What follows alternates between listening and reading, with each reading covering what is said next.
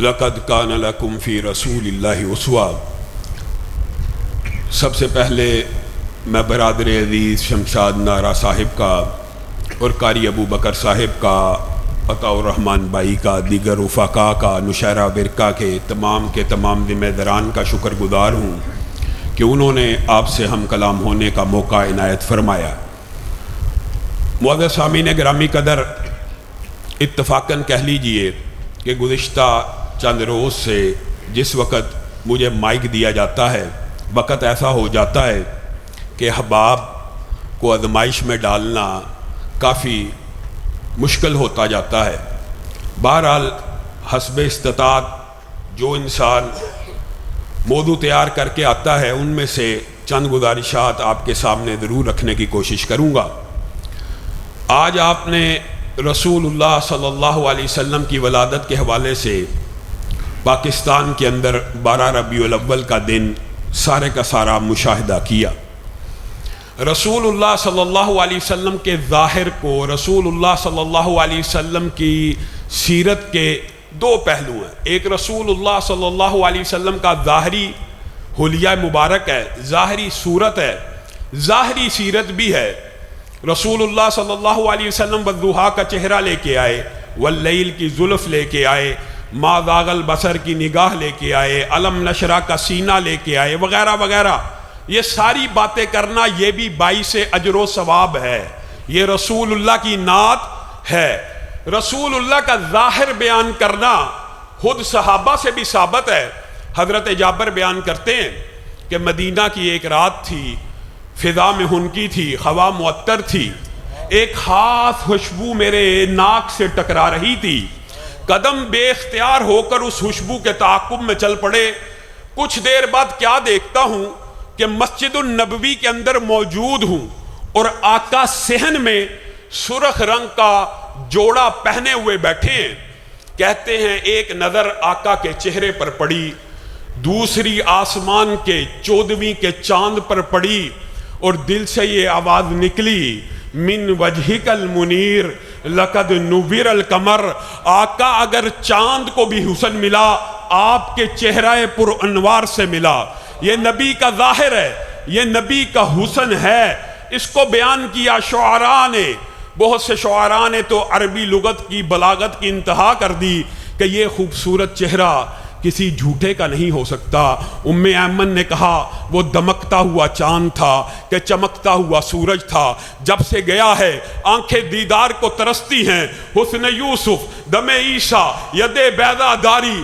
آپ نے حسن کے تذکرے سنے حضرت یوسف کے، کتنے خوبصورت تھے کہ عورتوں نے نظر اٹھائی، یوسف کے چہرے کے اوپر ٹک گئی، جم گئی، اور ہاتھوں کے اوپر چھریوں کو چلا لیا۔ حدیث کے طلبہ بیٹھے ہیں، رسول اللہ کا حسن ایسا تھا کہ کسی آنکھ نے اٹھنے کی جب جسارت کی تو چہرے پہ ٹک بھی نہ سکی۔ تمازت ایسی ہے، شدت ایسی ہے کہ نظر جو ہی چہرے پہ پڑتی ہے جھک جاتی ہے، صرف چہرے کو دیکھ کے۔ علامہ شہید نے جنا حال میں آپ کو یہ واقعہ سنایا، یمامہ کا گورنر صرف چہرے کو دیکھ کر اسلام قبول کرتا ہے۔ یہ ساری باتیں دباچہ اس لیے باندھا کہ آج بر صغیر پاک و ہند میں بریلوی ہوں، دیوبندی ہوں، اہل حدیث ہوں، اہل سنت کے جتنے بھی مسالک ہیں، سب کے نزدیک رسول اللہ کا چہرہ سب سے خوبصورت ہے کہ نہیں؟ کائنات کے اندر رسول اللہ کا چہرہ سب سے خوبصورت ہے کہ نہیں؟ یا صاحب الجمال و یا سید البشر من وجہک المنیر لقد نور القمر لا یمکن الثناء کما کان حقہ بعد از ہدا بزرگ۔ تو یہ قصہ مختصر، آقا سے خوبصورت کوئی آیا ہے نہ آئے گا۔ ایمان ہے، اہل حدیث کا بھی ہے، ہم نام کے اہل حدیث ہیں۔ حدیث آئے گی گردن جھک جائے گی، حدیث آئے گی اسی وقت قبول کریں گے۔ کائنات کا سب سے خوبصورت چہرہ، ایمانداری سے بتائیے گا، ایک جملہ کہہ کے اصل مدے کی طرف آؤں گا۔ سب سے خوبصورت چہرہ رسول اللہ کا ہے، ایمان ہے، لیکن صبح ہوتی ہے تو اہل حدیث کی بھی، دیوبندی کی بھی، بریلوی کی بھی ابتدا ہوتی ہے اسی سب سے خوبصورت چہرے کے اوپر مزین ہونے والی داڑھی کو ذبح کر کے گٹر میں بہا دیا جاتا ہے، اور ہم کہتے ہیں ہم اہل حدیث ہیں۔ آپ میں سے کتنے ہیں جو آج ارادہ کرے کہ اگر کائنات کا سب سے خوبصورت چہرہ نبی کا ہے تو اس کے چہرے کے مطابق اپنے چہرے کو بنا لیں گے؟ اور لوگوں ارادہ کرو، وعدہ کرو۔ اگر آپ بھی، ہم بڑی باتیں کرتے ہیں، حقیقت ہے، او یار او بریلویاں نو ویکھ لو، بریلویوں کو دیکھ لو، عشق رسول ہے، اطاعت رسول کوئی نہیں۔ آپ میں ہے؟ آپ میں ہے اطاعت رسول؟ آپ کا حلیہ رسول اللہ جیسا ہے؟ آپ کی شلواریں ٹہنوں سے اوپر ہیں؟ آپ کے چہرے کے اوپر داڑھی سجی ہوئی ہے؟ یہ راز ظاہر ہے، اور ظاہر کے اوپر اتفاق۔ اور جہاں تک باطن ہے تو آج بغیر تعصب چند باتیں بریلویوں اور دیوبندیوں سے بھی کرنا چاہتا ہوں، بغیر تعصب اللہ کی قسم کھا کے کہتا ہوں، شرح صدر سے باطنی طور کے اوپر بھی رسول اللہ کا جو مقام و مرتبہ ہے، تینوں مسالک اس بات کے اوپر متفق ہیں۔ جس طرح رسول اللہ کا ظاہر اعلیٰ ہے، اسی طرح رسول اللہ کا باطن اعلیٰ ہے۔ صرف قرآن کی ایک آیت، سبحان الذی اسریٰ بعبدہ لیلا من المسجد الحرام الی المسجد ایک آیت رسول اللہ کا باطن بیان نہیں کر رہی کہ جبریل امین آسمان سے آئے ہیں۔ رسول اللہ کہتے ہیں جبریل آپ کیوں آئے ہیں؟ اے اللہ کے رسول مسجد اقصیٰ کی طرف جانا ہے۔ رسول اللہ کو پکڑا، مسجد اقصیٰ لے گئے۔ رسول اللہ صلی اللہ علیہ وسلم نے وہاں پہ بڑے خوبصورت چہرے دیکھے، نورانی سرخ و سفید چہرے، ایسے خوبصورت چہرے رسول اللہ نے پہلے نہیں دیکھے تھے۔ کہا جبریل یہ کون لوگ آئے ہیں، اتنے خوبرو ہیں، اتنے نورانی ہیں؟ کہا آدم سے لے کر عیسیٰ تک جتنے پیغمبر فوت ہوئے یا عیسیٰ کو آسمان پہ اٹھایا گیا، آج معجزے کے طور پہ، معجزے کے طور پر عادی بات نہیں ہے، یا رسول اللہ صلی اللہ علیہ وسلم کے معجزات کا باب ہے۔ یہ نہیں ہے کہ آتے جاتے ہیں، آج معجزے کے طور پر ان کو اتارا گیا ہے۔ کس کام کے لیے اتارا گیا ہے؟ یہ نماز کو ادا کرنے کے لیے آئے ہیں، مسجد اقصیٰ میں نماز کو ادا کرنے کے لیے آئے ہیں، تو یہ نماز ادا کیوں نہیں کر رہے؟ ان کو اپنے امام کا انتظار ہے۔ ان کا امام کون ہے؟ اس وقت جبریل امین نے رسول اللہ کے کاندھہ اقدس کے اوپر ہاتھ کو رکھا اور کم و بیش 1,24,000 انبیاء کے مسلح امامت پہ کھڑا کر دیا۔ وہ نبی جو رسولوں کا امام، جو پیغمبروں کا امام، لو بدا لکم موسیٰ، رسول اللہ صلی اللہ علیہ وسلم ہی نے فرما دیا۔ یہ سارے کے سارے انبیاء نماز کس کے پیچھے پڑی؟ کس کے پیچھے پڑی؟ رسول اللہ کے پیچھے پڑی۔ اگر ہم آپ کو یہ بات کہیں کہ آپ کا عقیدہ بھی یہی ہے، ہمارا عقیدہ بھی یہی ہے کہ یہ رسول اللہ کا باطنی مقام و مرتبہ سب سے اعلیٰ ہے، آپ اس بات کے اوپر تو اتفاق کرتے ہیں۔ اور رسول اللہ کی یہ حدیث بھی سن لیجئے، حضرت عمر ایک دن تورات لے کے رسول اللہ کے پاس آئے اور کہنے لگے اللہ کے رسول، اللہ کی باتیں ہیں، اللہ نے قصے بیان کیے ہیں، اللہ رب العزت نے یہ کہا ہے، وہ کہا ہے تورات میں سے۔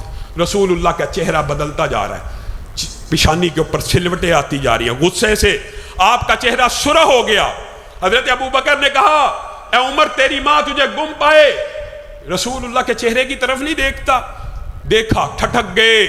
رسول اللہ صلی اللہ علیہ وسلم نے وہاں آپ کا اور میرا منہج بیان کیا، کیا لو بدا لکم موسیٰ فاتبعتموہ وترکتمونی لظللتم عن سواء السبیل۔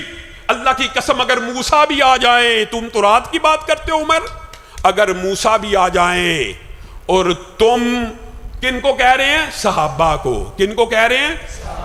تم سارے ان کی پیروی کرنا شروع کر دو اور مجھے چھوڑ دو تو تم سارے کے سارے گمراہ ہو جاؤ گے۔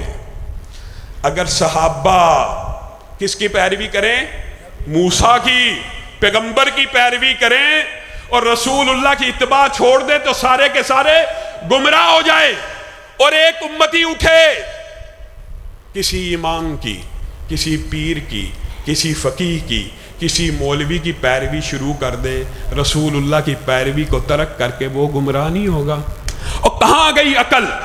کیسا کیسا عقل کے اوپر پردہ ڈل گیا۔ ایک حدیث ہے جو سند کے اعتبار سے کمزور ہے لیکن مفہوم کے اعتبار سے تمام محدثین نے اس کے مفہوم کو درست جانا. دیگر احادیث کی روشنی میں کئی مرتبہ ایک حدیث کی سند میں کچھ علت پائی جاتی ہے لیکن دیگر احادیث اس کا مفہوم درست بناتی ہے. صرف ایک حدیث رسول اللہ کے باطنی مقام و مرتبے کو بیان کر کے اپنی بات کو آگے بڑھاؤں گا. رسول اللہ بھی بچے ہیں. آسمان سے دو فرشتے نازل ہوئے, ایک نے کہا ہوا ہوا, دوسرے کا نام ہوا ہوا. ہاں اسی کا وزن کرنے کے لیے ہمیں آسمان سے اتارا گیا, اس کو ذرا تولا جائے. رسول اللہ کو تخیل میں ایک آدمی کے ساتھ تولا گیا, رسول اللہ کا پلڑا بھاری ہو گیا. آپس میں مشورہ کرنے لگے, کہنے لگے ایک سے نہ تولو, 10 سے تولو, 100 سے تولو, 1000 سے تولو, 10,000 سے تولو, 1,00,000 سے تولو, 10,00,000 سے تولو, 1,000,000,000 سے تولو. میرے نبی کو 1,000,000,000 انسانوں سے تولا گیا, میرے نبی کا پلڑا بھاری ہو گیا. انہوں نے کہا ایسے نہیں تول سکتا, 10 کروڑ سے تولا جائے, 1 ارب سے تولا جائے, 2 ارب سے تولا جائے. آج زمین کی پشت کے اوپر 7 ارب انسان موجود ہیں, میرے نبی کو 7 ارب سے تولا گیا, میرے نبی کا پلڑا بھاری ہو گیا. کہا یہ نہیں تل سکتا, کیا کیا جائے؟ کہا آدم سے لے کر قیامت تک جتنی انسانیت پیدا ہونی ہے یا ہو چکی ہے اس کو ایک پلڑے میں ڈال دیا جائے, تنہا آمینہ کے لال کو دوسرے پلڑے میں ڈال دیا جائے. اب آپ نے غور کرنا ہے. اب آپ کو میں دعوت فکر دیتا ہوں, چاہے بریلوی ہو چاہے دیوبندی ہو, کیونکہ یہ عقیدے کا مسئلہ ہے. تینوں کا عقیدہ اس مسئلے میں ایک ہے. شرح صدر سے کہتا ہوں تعصب جہاں پہ ہو وہ بات الگ ہے, یہاں پہ عقیدہ ایک ہے. رسول اللہ صلی اللہ علیہ وسلم ایک پلڑے میں ہیں اور ساری انسانیت دوسرے پلڑے میں ہے.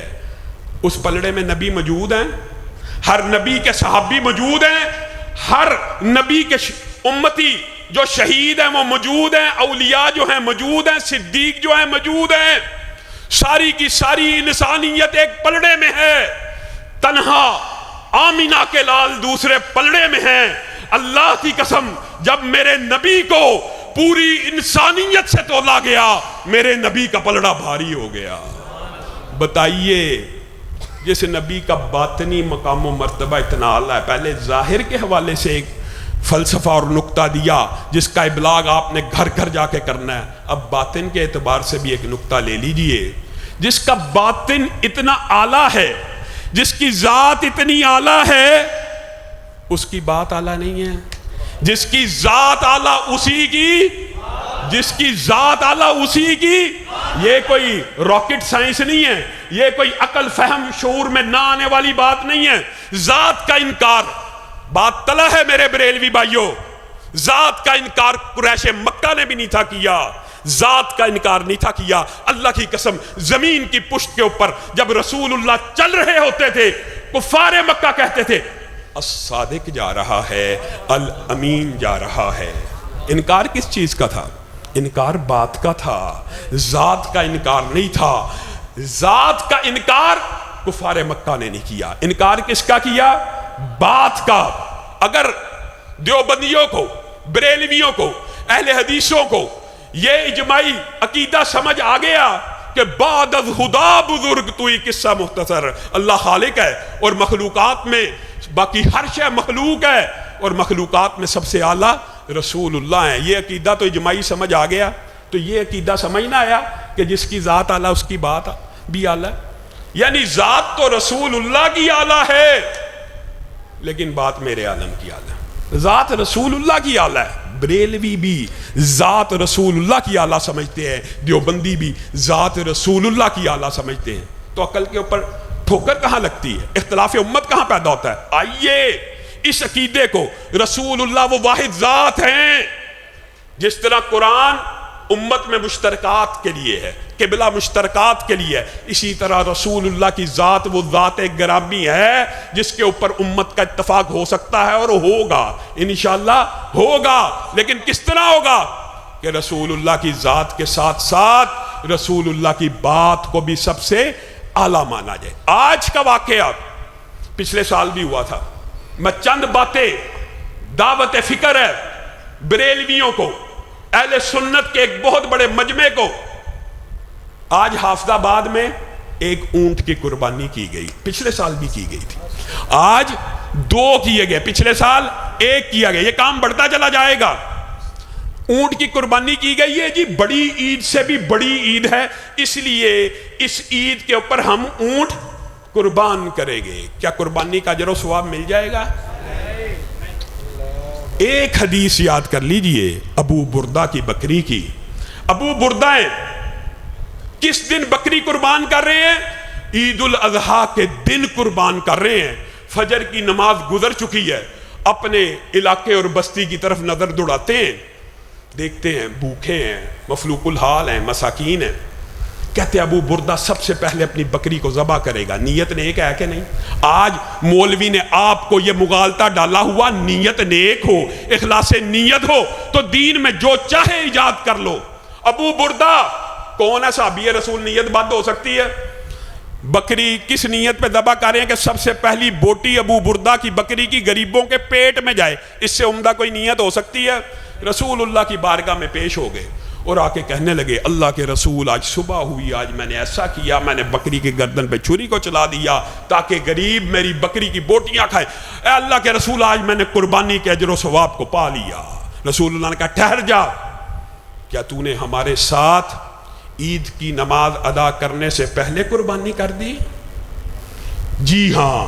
ابو بردہ تیری بکری صدقے کی بکری تو ہو سکتی ہے، قربانی کی بکری نہیں ہو سکتی۔ اگر تو قربانی کے اجر و ثواب کو پانا چاہتا ہے تو میرے ساتھ عید کی نماز ادا کرنے کے بعد قربانی کر۔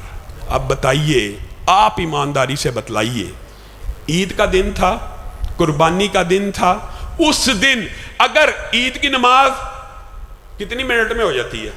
5 منٹ، 10 منٹ لگا لیجئے، ہمارے بھائی تو 2-4 منٹ میں بھی ختم کر دیتے ہیں۔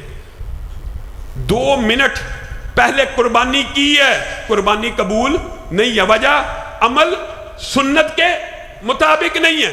اور اس بات کو ذرا کھولیے، آپ کو بات سمجھ آ جائے گی، بڑی آسان فہم آج آپ کے ساتھ بات کرنی ہے۔ رسول اللہ صلی اللہ علیہ وسلم کے گھر میں 3 صحابی آ گئے، واقعہ لمبا ہے، جیسے میں بیان کروں گا انشاءاللہ آپ کے ذہن میں وہ ساری کی ساری حدیث آ جائے گی۔ امی عائشہ سے پوچھنے لگے رسول اللہ صلی اللہ علیہ وسلم کے معمولات، امی عائشہ نے بیان کر دیے تو آپس میں کہنے لگے ہاں ہاں وہ اللہ کے رسول ہیں نا، ان کو اتنی ضرورت نہیں ہے، میں آج کے بعد ہمیشہ روزے رکھوں گا، سارے دن روزے ہی رکھتا رہوں گا۔ دوسرے نے کہا ہاں ہاں ان کے تو اگلے پچھلے معاف ہیں، میں ساری رات قیام کروں گا۔ تیسرے نے کہا ہاں ان کے تو اللہ تعالیٰ نے بڑے درجات کو بلند کیا، میں شادی نہیں کروں گا۔ ماں عائشہ نے رسول اللہ گھر آئے تو آپ کو بتلا دیا، آپ کے 3 ساتھی آئے تھے، یہ باتیں کر کے گئے ہیں۔ رسول اللہ اسی وقت دوڑتے ہوئے گئے، ان کو روک لیا، ہاں تم نے یہ بات کی، تم نے یہ بات کی، تم نے یہ بات کی، جی ہاں جی ہاں جی ہاں۔ رسول اللہ صلی اللہ علیہ وسلم نے وہاں آپ کا اور میرا منہج بیان کیا۔ کیا کہا؟ میں اللہ سے سب سے زیادہ ڈرنے والا ہوں، اور میں پیر کو اور جمعرات کو روزہ رکھتا ہوں، باقی دنوں میں روزہ نہیں رکھتا۔ میں تم میں سے سب سے زیادہ اللہ سے ڈرنے والا ہوں اور اللہ کے حقوق کو پورا کرنے والا ہوں، میں رات کو قیام بھی کرتا ہوں اور سوتا بھی ہوں، میں سب سے زیادہ ڈرنے والا ہوں، میں نے شادیاں بھی کی ہیں۔ ساتھ ایک جملہ بول دیا، فمن راغب عن سنتی، فمن راغب عن سنتی۔ ایمانداری سے آپ نے بتلانا ہے، میرے دیوبندی اور بریلوی بھائی غور کریں، یہ صحابی رسول روزہ رکھنے کی نیت کر رہا ہے پورے سال کی۔ روزہ نیک عمل ہے کہ بد عمل ہے؟ سنت سے ثابت ہے کہ نہیں ہے؟ اور وہ ہر روز رکھنا چاہتا ہے، دلیل کبھی ہے پیچھے کہ نہیں کہ رسول اللہ روزے رکھتے ہیں، امت کے اوپر روزے ہیں، نفلی روزوں کی اجازت ہے، وہ رکھنا چاہتا ہے اپنی مرضی سے پورا سال، پورا ماہ، تو رسول اللہ اس کی نیک نیتی کے باوجود کیا کہہ رہے ہیں؟ فمن راغب عن سنتی، جس نے میری سنت سے اعراض کیا، مراد آگے بڑھا یا پیچھے رہ گیا، فلیس منی، وہ میری امت میں سے نہیں ہے۔ کس کو کہہ رہے ہیں؟ کس کو کہہ رہے ہیں؟ صحابہ کو کہہ رہے ہیں۔ آپ نے صرف یہ حدیث یاد کرنی ہے اور آپ کے ذہن کے تمام اشکالات دور ہو جائیں گے۔ دوسری طرف رسول اللہ نے ایک صحابی کو کہا آپ ایک ماہ میں 3 روزے رکھیں، 3 روزے رکھیں، آپ کو کتنا ثواب ملے گا؟ ایک ماہ کا 30 روزوں کا، 3 روزے رکھیں گے تو کتنا ثواب ملے گا؟ 30 روزوں کا۔ اگر آپ ہر ماہ صرف 3 روزے رکھتے ہیں تو گویا آپ نے پورے سال کے روزے رکھ لیے۔ اب آپ نے فیصلہ کرنا ہے، فیصلہ آپ کے ہاتھ میں ہے۔ ایک صحابی رسول پورا سال روزے رکھتا ہے، رسول اللہ کہتے ہیں تو میری امت میں سے نہیں ہے اور تیرا کوئی روزہ قبول نہیں ہے۔ دوسری طرف صرف 3 رکھتا ہے تو پورے سال کے روزے لکھے جاتے ہیں۔ فرق کیا ہے؟ فرق یہ ہے کہ عمل صالح صرف اس عمل کو کہتے ہیں جس کے اوپر سنت رسول اور مہر رسول لگ جائے، اور اس کی دلیل بے شمار ہے۔ ایک اور صحابی کا واقعہ بیان کر کے میں تیزی سے اپنی بات کو ختم کروں گا۔ خلاد بن رافع کا آپ نے یہ واقعہ بھی سنا ہوا ہے۔ آئے نماز پڑھی، سلام کیا، رسول اللہ کہہ رہے ہیں ارجع فصلی فإنک لم تصلی، لوٹ جائیے آپ نے نماز نہیں پڑھی۔ آپ نے صحابی رسول نماز پڑھ رہا ہے اور رسول اللہ کیا کہہ رہے ہیں؟ آپ نے نماز کوئی نہیں پڑھی۔ نیت نیک تھی کہ بد تھی؟ اور خلوص نیت تھی کہ نہیں تھی؟ کہنے لگا اللہ کے رسول مجھے آتی ایسے ہے، مجھے سکھلا دیجیے۔ تو رسول اللہ صلی اللہ علیہ وسلم نے کہا اللہ کے بندے جب رکوع کرے تو کمر کو سیدھا ہونے دے۔ یہ کیا رکوع کرتا ساتھ ہی کھڑا ہو جاتا ہے؟ جب کھڑا ہو تو سیدھی کر لیا کر کمر، یہ کیا کھڑا نہیں ہوتا سجدہ کر دیتا؟ اعتدال کی سنت مس ہے، رسول اللہ کی سنت ہے اعتدال، کہ جس عمل کو کیا اس کے اندر اطمینان اور اعتدال ہوا، مکمل ہوا، پھر اگلا رکن اپنایا۔ اب مجھے آپ نے بتانا ہے، رسول اللہ صلی اللہ علیہ وسلم خلاد بن رافع کو بار بار کہہ رہے ہیں تیری نماز کوئی نہیں، اور بخاری شریف اٹھائیے، حضرت حذیفہ، یہ میرا نہیں، ایک مولوی کا فتویٰ نہیں ہے، ایک صحابی رسول کا فتویٰ ہے، انہوں نے بعین ایسی ہی نماز ایک تابعی کو، اور ہو سکتا ہے وہ بھی صحابی ہوں، بہرحال غالب گمانی ایک تابعی کو ایسی نماز پڑھتے ہوئے دیکھا، اور حذیفہ کہتے ہیں، مولوی نہیں کہہ رہا، یہ آپ کیسے نماز پڑھتے؟ آپ نے نماز نہیں پڑھی، آپ نماز دوبارہ پڑھیں۔ ان کے ساتھ بار بار وہ عمل کیا، اور پھر پوچھا منذ کم تصلی ہاکذا، کہتا ہے 40 سال ہو گئے ہیں میں نے ایسی ہی نماز پڑھی ہے اور مجھے آتی ہی ایسی ہے۔ اذن ما صلیت الان، حضرت حذیفہ کا فتویٰ میرا نہیں، تو پھر یاد رکھ تو نے 40 سال سے ایک نماز بھی نہیں پڑھی ہے، ایک نماز بھی نہیں پڑھی ہے۔ وجہ ایک سنت مس ہے، ایک سنت مس ہے اعتدال کی، تو نے ایک نماز بھی نہیں پڑھی ہے۔ اگر نماز سنت کے مطابق نہ ہو تو صحابی رسول کا خود رسول اللہ کا فتویٰ ہے ارجع فصلی فإنک لم تصلی، تو نے نماز نہیں پڑھی۔ 40 سال کی نمازیں بھی اگر سنت کے مطابق نہ ہوں تو قابل قبول نہیں ہے۔ کس کی؟ تابعی کی۔ خلوص نیت ہے کہ نہیں ہے؟ تابعی کی نہیں۔ اور دوسری طرف حدیث کی تمام کتب میں یہ حدیث موجود ہے، ایک بندہ اٹھے، ایک طرف 40 سال کی نمازیں آپ نے غور کرنا ہے، اور دوسری طرف ایک بندہ اٹھے، آج آپ میں سے کوئی اٹھے اور وضو کرے ویسے جیسے رسول اللہ نے کیا، اور 2 رکعتیں پڑھے کیسے؟ جیسے رسول اللہ نے پڑھی ہیں۔ حدیث کیا ہے؟ وہ ایسے ہو گیا، وہ ایسے ہو گیا گویا آج ہی ماں کے پیٹ سے پیدا ہوا۔ صرف 2 رکعتیں رسول اللہ کے مطابق پڑھی ہوں تو سارے پچھلے گناہ معاف ہیں، اور 40 سال بھی غیر مسنون عمل کیا ہو ایک بھی قابل قبول نہیں۔ اے میرے بریلوی بھائیوں، اے میرے دیوبندی بھائیوں، عقل پہ کیسا پردہ ہے؟ میں آپ کو تان و تشریح قطعاً نہیں کرنا چاہتا، لیکن آپ کے سامنے ایک واقعہ ضرور رکھنا چاہتا ہوں۔ 3-4 سال قبل ٹی وی کے اوپر بریلویوں کے ایک بہت بڑے جید عالم دین بریلوی مکتبہ فکر کے میرے ساتھ بیٹھے تھے، بریک کے اندر بھی گفتگو کا ٹائم مل جاتا ہے۔ میں نے ان سے 2 باتیں کی، میں کہ آج آپ سے وعدہ لینا ہے، آپ نے اپنے مکتبہ فکر کی اصلاح کرنی ہے، اور آج بھی میں مفتی منیب الرحمان صاحب کو اور سعد رضوی صاحب کو یہ پیغام دینا چاہتا ہوں، اللہ کے لیے اپنے مکتبہ فکر کی اصلاح کیجئے۔ وہ باتیں جو آپ میں اور ہمارے درمیان مشترک ہیں کم از کم ان کے اوپر تو آئیے۔ میں نے اس کو بھی یہ بات کہی اور میں نے اس کو کچھ دلائل دیے، وہ آپ کے سامنے رکھتا ہوں۔ میں نے کہا اللہ کے بندو کیک رسول اللہ کی برتھ ڈے کا بناتے ہو اور اس کے اوپر محمد صلی اللہ علیہ وسلم لکھ دیتے ہو. برتھ ڈے منانا نہ بنانے کی بحث میں بعد میں کروں گا. پہلے آپ مجھے یہ بتائیے، آپ تو محب رسول ہیں، آپ تو عشق رسول کا دعویٰ کرنے والے ہیں، آپ کی غیرت کیسے گوارا کرتی ہے کہ اس نام نبی کے اوپر چھری کو چلا دیا جائے؟ میں نے کہا حضرت علی نے تو محمد الرسول اللہ کا رسول اللہ پینسل سے مٹانا گوارا نہیں تھا کیا، آپ اس نام کے اوپر چھری کو چلا دیتے. اللہ کی قسم کہنے لگا علامہ صاحب پہلی مرتبہ میرا اس اینگل پہ بات گئی ہے، اور انشاءاللہ میں اپنے چینل سے اس بارے میں آواز اٹھاؤں گا. اور اس نے اپنا وہ وعدہ سچ کر دکھایا اور اس نے اس بارے میں آواز اٹھائی، لیکن یہ بات ہے آدھی. دوسرا، میں نے اس کے سامنے جو مقدمہ پیش کیا ابھی تک انہوں نے اس کے بارے میں ویڈیو نہیں بنائی. تو میں مفتی منیب الرحمان صاحب کو، سعد رضوی صاحب کو، الیاس قادری صاحب کو، ان لوگوں کو یہ کہنا چاہتا ہوں کہ کم از کم وہ کام جو آپ کے نزدیک بھی غلط ہے، ہمارے نزدیک بھی غلط ہے، ایمانداری سے بتلائیے کیک کے اوپر نام نبی لکھ کر کاٹنا جائز ہو سکتا ہے؟ نہیں ہو سکتا. عام فہم بات ہے، رسول اللہ کے نام کی یہ توہین نہیں ہے. اور پھر دوسری بات جو میں نے ان کو کہی، میں نے کہا مجھے ایمانداری سے بتلائیے رسول اللہ صلی اللہ علیہ وسلم کے اپنے نالین ہوں، نالین کی شبیہ نہیں، اپنے اصلی جوتا مبارک ہو، اپنے نالین مبارک ہوں. وہ نالین ہمارے سر کا جھومر، ہمارے ماتھے کا تاج، سر آنکھوں پر ہیں. لیکن آپ بتلائیے، آپ ایمانداری سے بتلائیے، کیا رسول اللہ کے جوتوں کے اوپر معاذ اللہ رسول اللہ کا نام لکھنا جائز ہے؟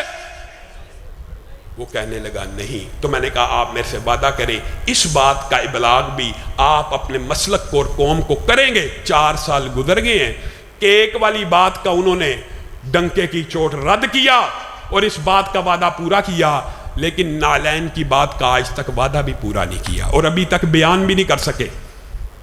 چونکہ ان کے ساتھ وعدہ تھا کہ آپ کا نام کبھی آؤٹ نہیں کروں گا، اس لیے آج بھی نہیں کروں گا. لیکن میں بریلویوں کو یہ دعوت فکر دیتا ہوں کہ آپ رسول اللہ کے نالین اصلی کے اوپر بھی رسول اللہ کا نام لکھنا جائز نہیں. کجا یہ کہ شبیہ کے اوپر نام لکھا جائے، پھر اندازہ کیجئے گستاخ ہم میں، گستاخ ہم میں. ایمانداری سے بتلائیے گا، آپ کے والد محترم کہیں دوسرے شہر سے، معاذ اللہ تشبیہ تمثیل نہیں ہے، سمجھانے کے لیے کہہ رہا ہوں، آپ کے والد محترم یا علماء یا معززین آج آپ کے پاس آئے ہیں، آپ ہمارا استقبال جوتیاں ہاتھ میں لے کر کرتے تو یہ استقبال مانا جاتا؟ ایمانداری سے بتلاؤ، یہ استقبال مانا جاتا؟ آپ اپنے سگے باپ کو ایئرپورٹ میں لینے جائیں، گھر سے اس کی جوتیاں کٹھی کر کے ذرا جوتیاں لہرا کے اس کا استقبال کرے، وہ جوتے نہ آپ کو مارے تو پھر کہنا. آپ رسول اللہ صلی اللہ علیہ وسلم کے بارے میں یہ عقیدہ رکھتے ہیں کہ وہ آ رہے ہیں معاذ اللہ، اور ان کا استقبال ہم نالین لہرا کے کر رہے ہیں. افسوس ہے، یہ کیسی عقل ہے؟ یہ کس نے آپ کو مغالطے میں ڈال دیا؟ اللہ کی قسم آپ حیران رہ جائیں گے. پچھلے برسوں میں سوشل میڈیا گواہ ہے اس بات کا، بندہ حیران رہ جاتا ہے. کس نے دینی ہے دعوت؟ کس نے ان لوگوں کی اصلاح کرنی ہے؟ لڑا نہ کرو، پکڑ کے بات سمجھایا کرو. کئی لوگ ہیں، سینکڑوں لوگ فیس بک کے اوپر، سوشل میڈیا، یوٹیوب کے اوپر ان ویڈیوز کے نیچے اللہ کی قسم بریلوی مسلک کے لوگ کہتے ہیں آج کے بعد توبہ تائب ہوتے ہیں، کم از کم یہ حرکتیں نہیں کریں گے. آپ ابلاغ تو کریں، آپ نے بھی تو دعوت پہنچائی نہیں، آپ بھی تو ان کو دعوت دے اٹھائیے. سوشل میڈیا پچھلے سال ملتان میں ایک عورت کو ڈیکوریٹ کر کے میک اپ کر کے سجا سنوار کے بالغہ عورت کو، چھوٹی بچی کی بات نہیں ہو رہی، جلوس کے اندر رکھا گیا اور اس کے اوپر ٹائٹل کیا دیا گیا تھا؟ حور، یہ جنت کی حور ہے. بعد میں وہ عورت لڑ پڑی کہ مجھے انہوں نے پیمنٹ پوری نہیں دی. رسول اللہ صلی اللہ علیہ وسلم کے میلاد کے جلوس میں عورتیں آئیں. حنفی بھائی پورا سال مجھے اور آپ کو کہتے ہیں عورت مسجد میں نہ آئے، فتنے کا خطرہ ہے. اٹھائیے سوشل میڈیا، بریلویوں کی اور دیوبندیوں کی مسجدوں میں اس سال عورتوں کی محفل میلاد ہوئی ہے اور عورتوں نے وہاں پہ بنگڑے ڈالے ہیں. معاذ اللہ، یہ میلاد منایا جا رہا ہے. اچھا، یہ بھی آپ حیران رہ جائیں گے، 2 سال پرانا واقعہ ہے. میں نے اس حوالے سے کہا کہ آئیے میلاد ویسے منائیں جیسے رسول اللہ صلی اللہ علیہ وسلم نے منایا۔ کہنے لگے آپ کو ہمارے میلاد کے اوپر کیا اعتراض ہے؟ میں نے کہا یہ ناچ گانے بھنگڑے ڈھول، کہتا ہے ڈھول تو ثابت ہے، آپ وہ ویڈیو بھی سوشل میڈیا پہ سیالوی صاحب کے اٹھا کے دیکھ لیجئے، یہ ڈھول بجانا سنت سے ثابت ہے، کیا دلیل ہے؟ میں نے خواب دیکھا کہ رسول اللہ ڈھول بجا رہے ہیں، میڈیا پہ موجود ہے، یہ دلیل ہے۔ اور دوسرا ایک، اب اس بندے کا بندہ کیا نام لے، اس نے اس سے بھی بڑی جسارت کر دی، اس نے کہا یہ وہابی مولوی، میری طرف اشارہ کرتے ہوئے، یہ ہمارے مولویوں کے اوپر طبلے اور سرنگی کے اوپر اعتراض کر رہا ہے، اور اگر کل دیا جائے تو سارے اہل حدیثوں کے بارے میں اس نے یہ بات کہی ہے کہ یہ ہمارے اوپر طبلے سرنگی ناچ گانے کا الزام لگا رہے ہیں۔ یہ سارے مولوی قرآن سنا کر، قرآن پڑھا کے امت کو جہنم میں لے جائیں گے، اور ہمارے بابے سرنگیاں بجا کر امت کو جنت میں لے جائیں گے۔ آن دی ریکارڈ موجود ہے، سرنگیاں بجا کر، اور سرنگی کی آواز اپنے منہ سے نکالتا ہے لا الہ الا اللہ کی طرز کے اوپر کہ بابا جی سرنگی بجاتے رہے اور امت کو جنت میں لے جاتے رہے، یہ مولوی آیتیں سنا کر امت کو جہنم میں لے کے جا رہے ہیں۔ عقل کے اوپر کیسا پردہ ہے؟ رسول اللہ موسیقی کے آلات توڑنے کے لیے آئے ہیں کہ بجانے کے لیے آئے ہیں؟ اور بریلوی بھائیو، اللہ کی قسم آپ کے اندر بھی یہ عقیدہ موجود ہے کہ موسیقی حرام ہے، احمد رضا خان نے لکھا حرام ہے، آپ اس حرام کام کو اگر کہتے ہو کہ اہل حدیث آپ کے ساتھ صبح جلوس میں نکلے ہیں اور وہاں پہ ڈھول بجے، وہاں پہ رقص ہو، وہاں پہ محفل سرور ہو، اٹھائیے آج کا سوشل میڈیا، لڑکوں نے ناچ گانوں کے اوپر بھنگڑے ڈالے ہیں میلاد کے دن، نہیں ڈالے، گستاخ پھر بھی ہم ہیں، ظالم پھر بھی ہم ہیں، متشدد پھر بھی ہم ہیں۔ وہ کیا تشدد ہے؟ آپ کو دعوت دے رہے ہیں کس چیز کی؟ آئیے اہل حدیثوں کے ساتھ مل کے میلاد منائیے، کیسے؟ جیسے رسول اللہ صلی اللہ علیہ وسلم نے منایا۔ کیسے منایا؟ یہ نقطہ بھی سمجھ لیجئے اور اسی پر اپنی بات کو ختم کروں گا۔ رسول اللہ صلی اللہ علیہ وسلم نے فرمایا کہ میں پیر کے دن پیدا ہوا، اور قرآن پاک بھی پیر کے دن ہی نازل ہوا، گویا باسط بھی اور ولادت بھی، باسط بھی اور ولادت بھی، دونوں چیزیں، دونوں نعمت والی چیزیں۔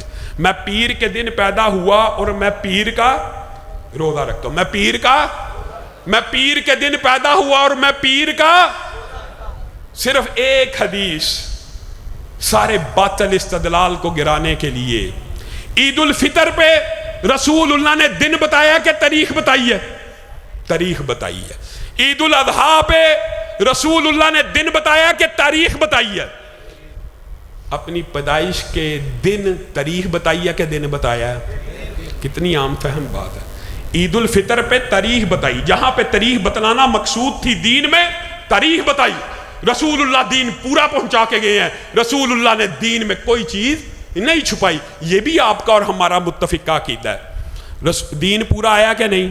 اگر کوئی آج کا مولوی یہ سمجھتا ہے کہ نہیں اتنی تھوڑی سی بات رہ گئی تھی، رسول اللہ کی آنکھ سے اوجھل ہو گئی تھی، میرے مولوی کو الہام آیا ہے، میرے مولوی کو پتہ چل گیا ہے، اب وہ دین کے اندر یہ بات تو ایجاد کر لے گا، بڑا نیکی کا کام ہے، حسن نیت سے ہے، گویا وہ رسول اللہ کے اوپر الزام لگاتا ہے کہ رسول اللہ کو یہ نیکی کا کام پتہ نہیں تھا، یا رسول اللہ کی نیت نیک نہیں تھی۔ رسول اللہ نے تو 1,24,000 صحابہ کے سامنے میرا اور آپ کا منہج رکھا تھا۔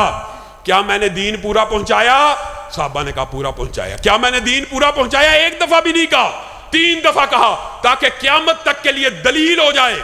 دین پورا رسول اللہ نے پہنچا دیا کہ نہیں پہنچایا؟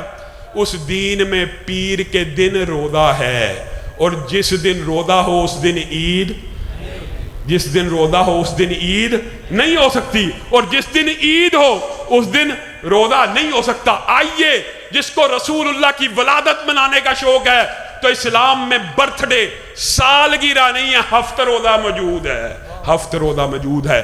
آئے وہ رسول اللہ سے محبت کرتے ہوئے ہر پیر کا روزہ رکھے۔ اللہ کی قسم پاکستان کا کیا پوری دنیا کا کوئی اہل حدیث اس بات کے اوپر اعتراض نہیں کر سکتا۔ چند باتیں जमीयत अहले हदीस पाकिस्तान के हवाले से भी करना चाहता हूँ। अल्लामा तारिक महमूद यज़दानी साहब, बरादर ज़ाकिरुर रहमान सिद्दीकी साहिब की, बरादर नईम भाई की गुफ्तगू आपने जमीयत के हवाले से मुफस्सल सुन ली है। बस आपके सामने ये चंद गुजारिशात रखनी है कि मैंने और आपने जमीयत अहले हदीस को किस तरह मजबूत करना है, किस तरह अफरादी कुव्वत मुहैया करनी है, क्यों कर जमीयत अहले हदीस पाकिस्तान का साथ देना है। सबसे पहली बात कि ये जमीयत अहले हदीस वही जमीयत अहले हदीस है कि जिसके बानी अल्लामा इहसान अल्लाही ज़हीर शहीद थे। ये उस शहीद की जमात है। इस जमात की बुनियाद के अंदर वो बानी थे और फिर इस जमात को उन्होंने अपने खून से सेंचा, अपना खून दे दिया। आप लोगों ने इत्तसाब करना, आप लोगों की ये जिम्मेदारी है कि आप इस 40 साला आमरीयत का इत्तसाब आप करें। हमारे करने का काम नहीं है, ये आप लोगों के करने के काम हैं कि 40 साल से मसलक अहले हदीस को नींद की गोलियां और गफलत की नींद सुलाने वाले जो अनासिर हैं उनके खिलाफ अगर तारिक यज़दानी आवाज बुलंद करे, मौलाना मंजूर आवाज बुलंद करें, ज़ाकिरुर रहमान सिद्दीकी करे, अल्लामा शहीद का बेटा करे, तो दुनिया भर के ताने, दुनिया भर के इल्जामात, दुनिया भर के बुहतान उस पर लगा दिए जाएं। आइए दलाइल की दुनिया में इस बात को साबित कीजिए। अल्लामा इहसान अल्लाही ज़हीर शहीद जब दुनिया से चले गए थे, उनकी जमात का क्या नाम था? जमीयत अहले हदीस पाकिस्तान था। अल्लामा साहब चले गए, जमीयत अहले हदीस क्यों नहीं चलती रही? जमीयत अहले हदीस में जो बाकी रह जाने वाले लोग थे वो कहाँ चले गए? ईमानदारी से बतलाइए। वो मरकजी जमीयत में चले गए और मरकजी जमीयत अहले हदीस उनके जो उलमा हैं दुनिया में नहीं है, अल्लाह ताला उन्हें गरीक रहमत करे। मियाँ फजल हक रहिमहुल्लाह हो या मौलाना मोइनुद्दीन लखवी रहिमहुल्लाह हो, ये तिल का उम्मतुन, ये एक उम्मत गुजर चुकी है। लेकिन ईमानदारी से बतलाइए, क्या अल्लामा शहीद ने जमीयत अहले हदीस मरकजी के मुकाबले में नहीं थी बनाई? ये कोई रॉकेट साइंस नहीं है, ये कोई अचंभे की बात नहीं है। आज कहते हैं मियाँ फजल हक रहिमहुल्लाह के बारे में बात करते हैं, हमने तो कोई बात नहीं की। हम तो सिर्फ ये बात कहते हैं कि अल्लामा शहीद ने मरकजी जमीयत के हथकंडों से तंग आकर जमीयत अहले हदीस पाकिस्तान की बुनियाद रखी थी। अल्लामा शहीद पे आपको पता है उनकी जिंदगी में कितने मुकदमे हुए? 90 मुकदमे हुए। किन्होंने कराए थे? किन्होंने कराए थे? मरकजी जमीयत ने कराए थे। आज भी अगर अल्लामा शहीद की जमीयत को बहाल किया गया है तो हमारे रास्ते में रुकावटें डालने वाले कौन है? मरकजी जमीयत। उसके अलावा कोई रुकावट डाल रहा है? जवेद गुराया को अंदर कर दो, जाकर के खिलाफ पर्चा करा दो, इनके जलसों को रोक दो, इनको टोका जाए, इनको रोका जाए। किस लिए? हमने तुम्हारी भैंस खोली है, हमने क्या कर लिया? जमीयत अहले हदीस पाकिस्तान को बहाल ही किया ना।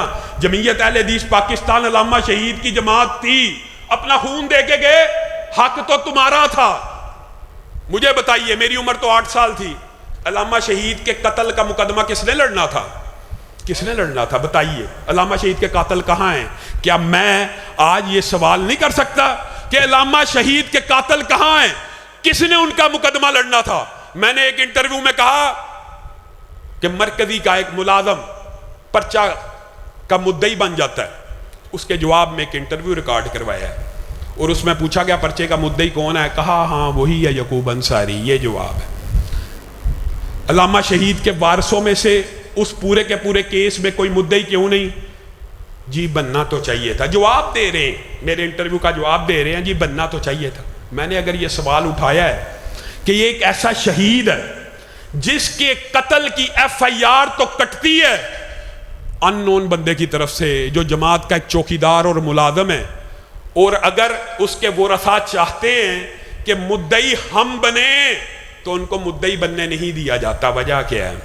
आप ईमानदारी से बतलाइएगा। आप में से बाज़ बुजुर्ग ऐसे होंगे जो अल्लामा शहीद के दौर में मौजूद थे। क्या ये नारा हिशाम अल्लाही ज़हीर ने या तारिक यज़दानी ने या ज़ाकिर ने लगाया था? इस मुल्क के 3 हबीस, ज़िया जुनेजो, नवाज शरीफ, कातिल कातिल, नवाज शरीफ कातिल। मैंने कहा था? आपने कहा था, मैंने नहीं था कहा। आपने FIR से उनका नाम निकलवाया, हमने नहीं निकलवाया। तो आज आप जिम्मेदार हैं। आपने जमीयत अहले हदीस को खत्म करके मरकजी जमीयत में दाखिल होकर FIR के अंदर मैनिपुलेशन करके नाम निकाल के सीटें हासिल की हैं, और उन सीटों का नतीजा क्या है? آج بھی آپ حیران رہ جائیں گے، میرے پاس کوئی عہدہ موجود نہیں ہے سرکاری، لیکن میری مسجد کے دفتر کے اندر 1000 سے زائد اہل حدیث مساجد کے کیس پڑے ہیں۔ کوئی اس لیے بند ہے یہاں پہ اذان نہیں ہو سکتی، کوئی اس لیے بند ہے یہاں جمعہ نہیں ہو سکتا، کوئی اس لیے بند ہے یہاں باجماعت نماز نہیں ہو سکتی۔ یہ مسجدیں کس نے کھلوانی ہیں؟ جماعتوں کا مقصد، مذہبی جماعتوں کا مقصد یہ ہوتا ہے کہ اپنے قوم کے حقوق کا تحفظ کیا جائے۔ آپ ایمانداری سے بتلائیے، آپ میں سے کسی کے اوپر جعلی مقدمہ ہو جائے تو آپ کو چھڑوانے والا کون ہے؟ کوئی نہیں ہے۔ اگر کسی عالم دین پہ ہو جائے تو چھڑوانے والا کون ہے؟ کوئی نہیں ہے۔ اگر مسجد اہل حدیثوں کی بند ہو جائے، مدرسے بند ہو جائے تو کس نے کھلوانے ہیں؟ اس کاز کے لیے، اہل حدیث مسالک کی مسجدیں کھلوانے کے لیے، علماء کے تحفظ کے لیے، دفاع مساجد اور دفاع شعائر اللہ کے لیے آپ سب ساتھی جمعیت اہل حدیث پاکستان کا ساتھ دینے کے لیے تیار ہیں، ختم نبوت کے لیے ساتھ دینے کے لیے تیار ہے۔ پھر ٹوٹ گریں گی زنجیریں اور زندانوں کی خیر نہیں، یہ دریا جھوم کے اٹھے ہیں، تنکوں سے نہ ٹالے جائیں گے۔ وآخر دعوانا ان الحمدللہ رب العالمین۔